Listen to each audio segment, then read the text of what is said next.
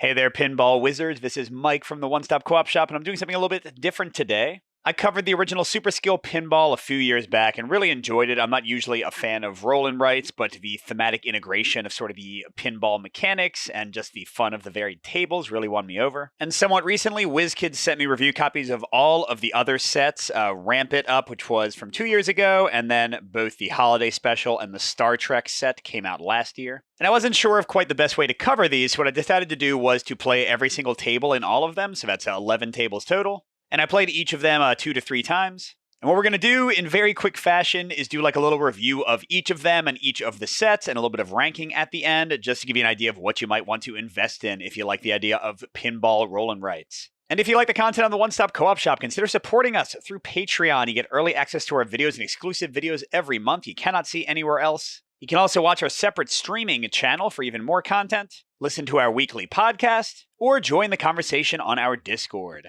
So I'm going to start out with Ramp It Up, which is from 2 years ago. I'm going to go in chronological order. This has 4 new tables, a sort of like gold panning themed one, a heist themed one, a like pro wrestling themed one, and a racing themed one. First up is Go for Gold. Each of these sets has like a basic table, and this is the basic one for Ramp It Up. And the most interesting things here, you've got a drop zone for panning that gives you points based on the actual dice values when you finish filling in the 3 slots. That's kind of interesting. And then you can go up onto the backboard for this flume loop, where you can try to keep on looping to get more and more points with kind of these reusable spots here. Or you can go through the Lost Mine and down the falls, potentially score a bunch of points, so like a little bit of extra options in the top there. But besides that, this is a very basic, very straightforward table. I've taught it to some gamers already, and even my kids. So even though it is more complicated than some of the other basic sets we'll see in the other ones I'm going to talk about, it's still straightforward, pretty fun. No real complaints about this one. I think it's pretty cool for an easy intro one. Next up at the medium level is High Roller Heist. This one's played in only 2 rounds instead of 3, so it's pretty quick. And this one has some pretty cool things going on. It doesn't have any of the bumpers you're normally used to. And like the stuff down here is pretty basic, but if you can take out these little things that are blocking your way up, like hit this camera once or hit this tunnel 3 times or get this code locked in, then you can access these heist areas on the backboard, and each of them has different ways to score big. 2 of them have extra bumpers, and you can kind of go back and forth, which can be really exciting. With the slots, you're trying to, if you can, get like all 3 of a kind of a given slot. And with the mint, you're sort of unlocking higher and higher rows as you hit out the things. But then as your score hits multiples of 10, this guard is rotating around, and if they get in the same place as you, they send you down to jail, and you're trying to roll doubles, Monopoly style, or you have to lose one of your bumper spots. So yeah, I thought this one was really cool. I like these ones with sort of like ascending cool things on the backboard. They give you like a greater sense of accomplishment, I find. Like it sort of gives you like a cooler objective to go for. Like if you actually get all the way to the top of the mint, that feels super exciting. Now, the guard is easy to forget. That's maybe my one complaint about this table. Like sometimes, especially when I jump up like 10 or 20 points at a time, I'll miss that the guard moves and might have arrested me. But besides that, I think this is an awesome table. I really enjoy this one, both thematically and for like the mechanics of the different heist areas. The third table, also medium level, is Pin Pals, and this is sort of like a pro wrestling themed one. And the cool thing about this one is that it is, to my knowledge, the only cooperative table in Super Skill Pinball, at least if you play in a pair. Otherwise, it would like still be competitive because then it's like 2v2 pairs. Because a lot of the bonuses in here, like the drop zones and stuff, give a bonus to the other player on your team and vice versa. And then one of the things I think is the coolest is that when you go up to the bumpers, which is the cage up here, going up that little ramp there, if both players on a team are in the cage at the same time, then all of their points are doubled. So you even have like some timing considerations and like discussions with your partner. Now, besides that aspect, nothing on this table is like super unique. You'll see this slam mechanic is repeated later on, and like the BAM mechanic is repeated later on. You'll see both of those in the Christmas set that I'll talk about soon. But it's a good solid table. I will say it feels a bit lacking if you play it solo. So for me, like looking for solo co-op, this one is best at 2. But if you can find a partner or do that 2v2 thing and sort of unlock the fun like mixing and matching of your bonuses, this one can be really neat. So it's going to be a little bit limited based on your play options, but great ideas here. And the last table, the advanced table for the Ramp It Up set, is Top Speed. Hey, Mike loves racing. And racing is the name of the game here. The kind of big mechanic is the speed in this one. You can, by going to these gas and brake areas, change your speed up or down, and it is locked based on rounds, so you can't get up to the highest +2 and +3 until later rounds. And what that does is it modifies all of your dice values. So like if you're at +2 speed, then if you like had a 1 or a 3, they would actually be treated as a 3 and a 5. And a lot of the spots on the board require you to be at a higher value, like a 7 or 8 or 9. So that's definitely a cool idea. They also have this kind of neat test track space where basically you keep on trying to get high values and go around, and the more laps you can do in a row, the more points you score. It's a little bit similar to the log flume one on the gold track I showed a bit ago. So I think the ideas in this one are cool, but this is probably the weakest one in the set for me because I just found it in my plays a little bit like wonky to remember what speed I was at. It's tough to look at these 7 and 8 and 9 dice values and remember what they mean at a glance. They aren't as obvious as the 1 through 6. And also, even though it's kind of cool, like strategically, that your speed will lock you, like let you get into some areas and also lock you out of others, it just sometimes felt like I couldn't do much and like it was tough to remember to change my speed. So yeah, this one had like the most frustration points, but still, it's pretty fun overall, and the mechanic is neat, but definitely the least fun of this set for me. So that was Ramp It Up. I would say this one has 3 winners out of 4, which is pretty great. And again, this one's cool in that it can be a cooperative one for 2 players if you want it to be, definitely unique. But let's jump to one of my favorite IPs for one released this past year, Star Trek Super Skill Pinball. This has a basic set at the Starfleet Academy, a set based on Trouble with Tribbles from the original series, a set based on, Lower Decks? I haven't watched that show. And then finally one based on the Best of Both Worlds, I think was the 2-parter from Star Trek The Next Generation, my favorite of the Trek series by far. And for the basic set of this one, we get Starfleet Academy. And man, when I say basic, this is as basic as it gets. I mean, look at the backboard. There is literally nothing going on except your score. Like, hey, giant Starship Enterprise. And yeah, this really has nothing unique going on. The only kind of cool thing is there is this Kobayashi Maru like little track here, and to get the highest point score, you need to get a 7 on a natural die without like modifying it, which is impossible. Like the, if you know the IP, the Kobayashi Maru, the test they would take at the Academy, that was supposed to be impossible, but you can cheat it with one of the drop zones, which matches the theme pretty well. So that's like kind of fun. But besides that, there is nothing unique going on this one. So there's nothing wrong with it. It's certainly a good teaching one, but anyone who's played any of the other Super Skill pinball sets is probably going to find this pretty dull pretty quickly. So nothing really special here, nothing that makes it stand out, but it does its job as an intro pack. Now, Trouble with Tribbles gets a bit more interesting. I like this one a good bit. The standout here by far is the Tribble track. So a bunch of things on the board will add or subtract tribbles from this track. And in addition, whenever a double is rolled on the dice, you add the value of one of those dice to your Tribble track. And both of the drop target zones let you score the tribbles at the current value. So it's kind of this fun, like sort of push your luckish thing where you're trying to get like maybe to the 30, but not past it. Because if you really go past it, you start losing your bumper zones and you can time out of your round automatically. Now, there is some player interaction here in that one of the spots, the transporter can actually send tribbles to other players. That clearly doesn't come into play in a solo. You don't really need it. But still, even without that, I like the balancing and management of the tribble track quite a bit. There's not really much else that interesting here. The Klingon spinner is kind of fun in that you use the die you didn't choose for movement to knock off one of the spaces, while the die you actually chose for movement is going to take you to like the skill shot area here or over here with the tribbles. So yeah, Trouble with Tribbles, nice little straightforward set. I do like the tribble track compared to the Starfleet Academy one, which has almost nothing going on. This one at least is interesting and held my attention. Pretty good set. Then table number 3 is the Lower Decks one. Again, I'm not familiar with this IP. And this one is probably the most unique of the set, but it's also the the most dull and broken in a way. Because this one is only a single round, but you'll see that the board is divided into a lot of areas, like more than you're usually used to. And it also has bumpers at both sides, because every time you pass a 10-point mark, you flip the entire board over. And what you try to do, and this is the very cool part, like I really like this, is you try to strategically be just about to hit the bumpers right when you hit that 10-point multiple, and then whoops, suddenly you're falling again. You know, you try to sort of create like this perpetual motion effect here. So that part is cool. I love that, and the fact that it's one round should make it be short, right? No, that's where things come in. Sometimes the game is short. Sometimes it doesn't overstay its welcome. But with these like little crew members you can unlock, which is a pretty nice touch, and they give you like pretty cool abilities, especially this guy gives you all 6 skill shots. What the heck? But with them and their multiples, you can sometimes get it where you're basically flipping the board and never going down to the bumpers. And, you know, the highest score I got was like 500, which is still pretty silly. But I saw like on BHD people getting like scores of like 2,000 or 4,000 or 8,000 and just like calling it there or, you know, playing for like 2 hours. And this table does not have enough going on to reward that kind of play. So I wish it had been balanced differently or like designed slightly differently so that it wouldn't have those long kind of drawn out games. But I will will give it credit that the flipping mechanic is pretty cool. Is it cool enough for me to like ever want to play this table again? Probably not. So this one is almost a complete fail for me, even more so than the top speed one in the last set.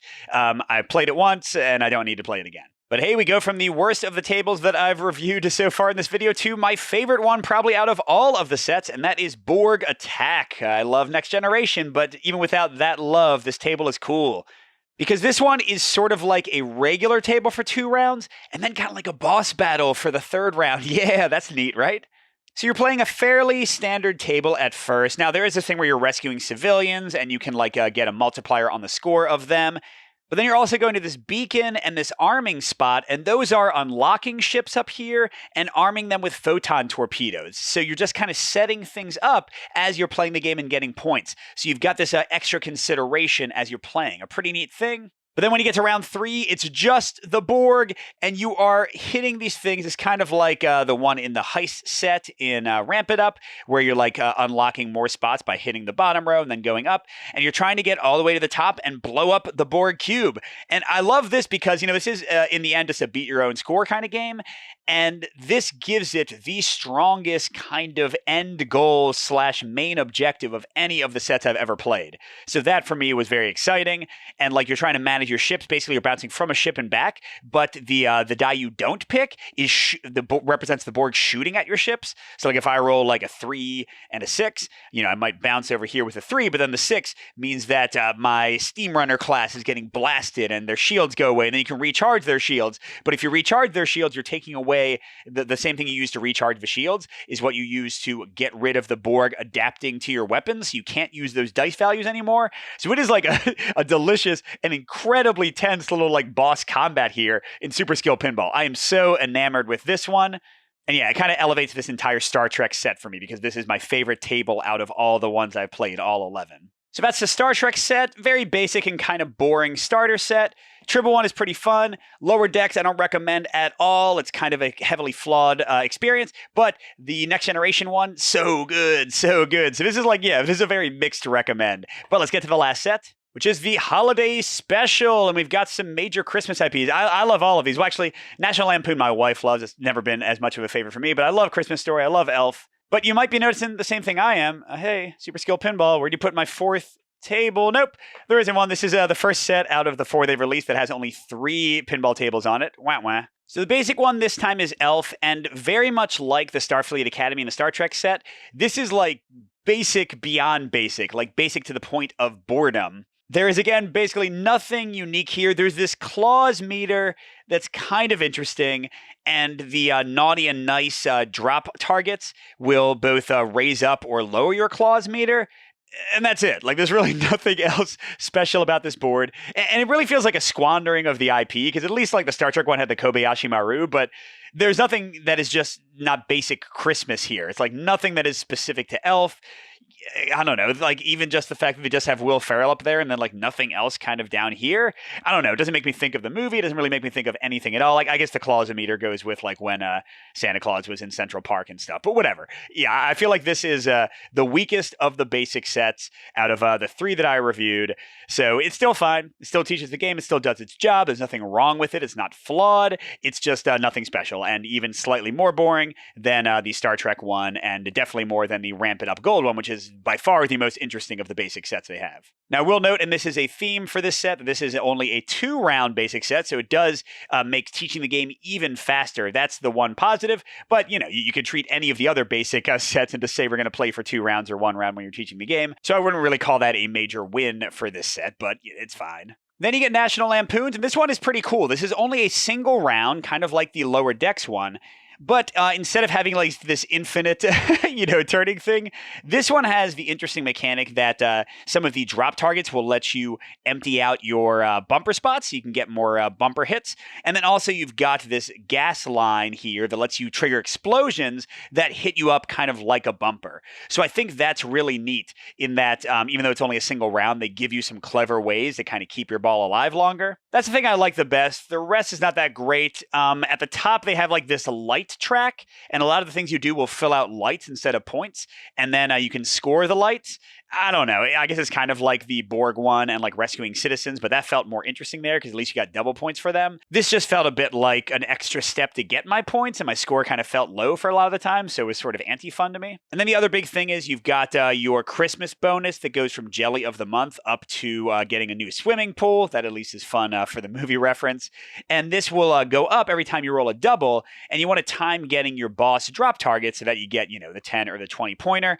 It's kind of cool. I think it does suffer from me having played all the sets like pretty close together because I find the trouble with Triple Track and the many, many ways you can modify that to be infinitely more interesting than this. And this is another one of those things that I kept forgetting to do. Like when I rolled a double, I would forget to move up my Christmas bonus. So it's just one of those like fiddly things. I guess Triples also has doubles, but for some reason I didn't forget that because it was more fun to move it up. So yeah, this one is okay. I think it's cool that it's one round. I think it's certainly a much more successful one-rounder than Lower Decks.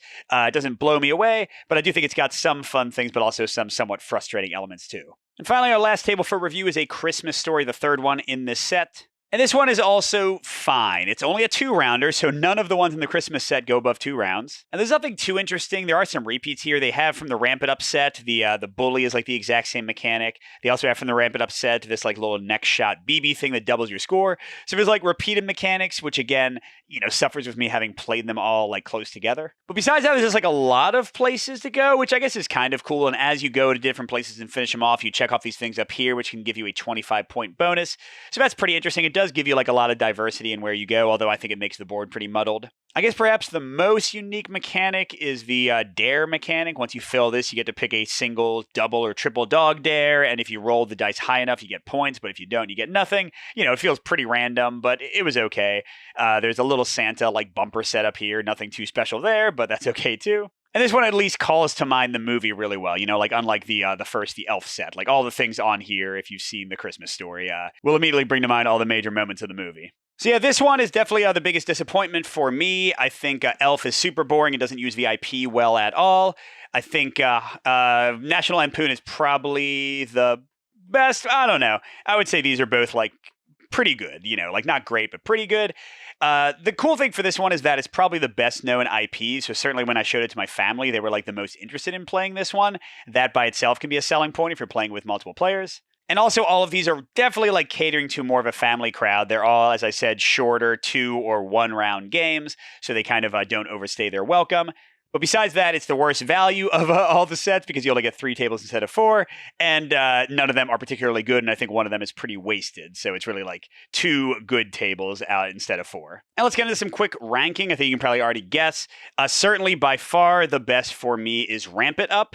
In terms of consistency, it has the best tutorial table, 2 really great intermediate tables, including the only co-op one. The advanced table is pretty flawed, though. So, well, it's not flawed. Like, it still works. It's not like Lower Decks where it's kind of like a chore to even play it. It works fine. I just don't like it that much. So this is like 3 good ones out of 4. Star Trek has a pretty weak intro one, a broken one, but Tribbles is great. I love the management there, and this is the best one of all of them. So if you just want to get one with an awesome table, maybe pick up Star Trek. And then I really can't recommend the Christmas one unless you just really want to kind of use those IPs to get people to play with you, or if you're like only playing with family members who want like the simplest of the simple, because these lean toward quicker play and simpler play. But yeah, so I would they would be in this order: first, second, third. The awesomeness of the TNG one and the goodness of the Triple one doesn't quite win over those. So yeah, Ramp It Up is my favorite. Then Star Trek, then Christmas. So I guess they're on for me, a downward trajectory since this came out first, second, third. But all of them are potentially worth it, and definitely these 2 I think I can fully recommend and say you'll have fun with, just with the caveats of like 2 of them not being great. The Christmas one, get out of here. I want 4 tables. Don't give me 3, and especially not 3 good ones. So there you go. Thanks for watching. I hope you enjoyed the slightly different format. This was just a lot of stuff to cover, so I wanted to kind of fit it all in. Good gaming, everyone, and I'll see you at the next stop.